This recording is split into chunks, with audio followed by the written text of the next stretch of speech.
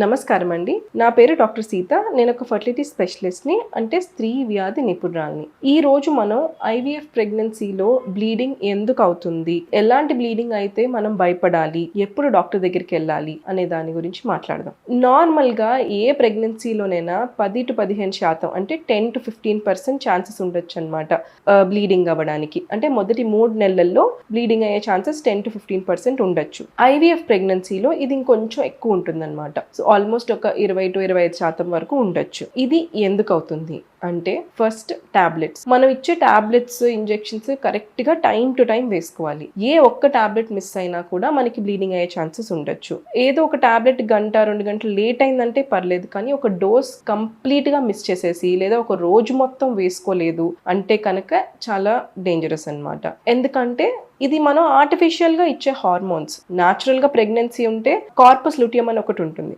అది దానంతరం అది hormones secrete చేస్తుంది. కానీ ఐవీఎఫ్లో ఏంటంటే మనం బయట నుంచి హార్మోన్స్ ఇచ్చి ఈ బేబీని గ్రో చేద్దామని ట్రై చేస్తున్నాం. సో అలాంటి కేసెస్లో మీరు హార్మోన్స్ అనేవి మిస్ చేశారంటే కనుక అబార్షన్స్ అయ్యే ఛాన్సెస్ ఉండొచ్చు, బ్లీడింగ్ అయ్యే ఛాన్సెస్ ఉండొచ్చు అనమాట. So tablets time to time వేసుకోకపోవడం వల్ల కూడా బ్లీడింగ్ అవ్వచ్చు. రెండోది, కొన్నిసార్లు 2 embryos వేస్తాం అనమాట. ఆ 2 embryos వేసినప్పుడు 2 అతుక్కుంటే కనుక ట్విన్ ప్రెగ్నెన్సీ అయ్యే ఛాన్సెస్ ఉండొచ్చు. సో ట్విన్ ప్రెగ్నెన్సీ అయినప్పుడు ఏంటంటే మాయ అనేది చాలా పెద్దగా ఉంటుందన్నమాట. సో అది కొంచెం పెద్దగా ఉన్నప్పుడు కొన్ని చోట్ల డిటాచ్ అయ్యి అలా ఉన్నప్పుడు కొంచెం బ్లీడింగ్ అయ్యే ఛాన్సెస్ ఉండొచ్చు. సో ఇలా అయినప్పుడు కూడా వరి అవ్వద్దు.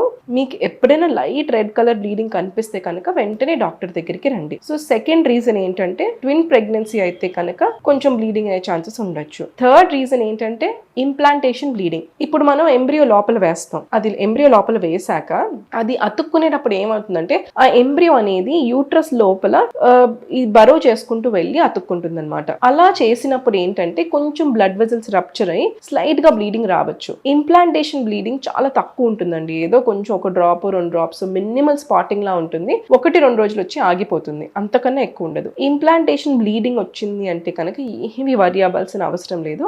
Actually it might be a good sign. So మూడో రీజన్ ఏంటంటే, ఇంప్లాంటేషన్ బ్లీడింగ్ అయినప్పుడు మనకి కొంచెం ఇట్లా స్పాటింగ్ లా కనిపించవచ్చు. నాలుగోది ఏంటంటే థ్రెటెన్డ్ అబార్షన్. సో ఇదే చాలా డేంజరస్ అన్నమాట. దీని గురించి మేము ఇంకా ఎక్కువ భయపడతాం. సో థ్రెటెన్డ్ అబార్షన్ లో ఏంటంటే, మనకి బేబీ ఏమైనా అబార్ట్ అయ్యే ముందు మనకి కొంచెం బ్లీడింగ్ అలా కనిపించవచ్చు. సో ఇలా అయితే వెంటనే మీరు ఒకసారి డాక్టర్ దగ్గరికి రండి. లైట్ రెడ్ కలర్ బ్లీడింగ్ లేదా రెడ్ కలర్ బ్లీడింగ్ అయితే కనుక వెంటనే రండి. అప్పుడు మేము కొన్ని టాబ్లెట్స్, ఇంజెక్షన్స్ ఇచ్చి అది ఆపడానికి ట్రై చేస్తాం అన్నమాట. అన్ని కేసెస్లోనూ ఆపలేకపోవచ్చు, కానీ మ్యాక్సిమం ఛాన్సెస్లో ఈ టాబ్లెట్స్, ఇంజెక్షన్స్ ఇచ్చి కొంచెం బెడ్ రెస్ట్ ఇస్తే ఆపే ఛాన్సెస్ ఎక్కువ ఉంటాయి. సో మీకు ఎప్పుడైనా ఇట్లా కొంచెం బ్లీడింగ్ కనిపిస్తే వెంటనే మా దగ్గరికి రండి.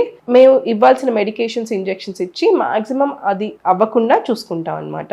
ఈ వీడియో మీకు ఉపయోగకరమైంది అనుకుంటున్నాను. మీకు ఏ డౌట్స్ ఉన్నా మీరు మమ్మల్ని సంప్రదించవచ్చు.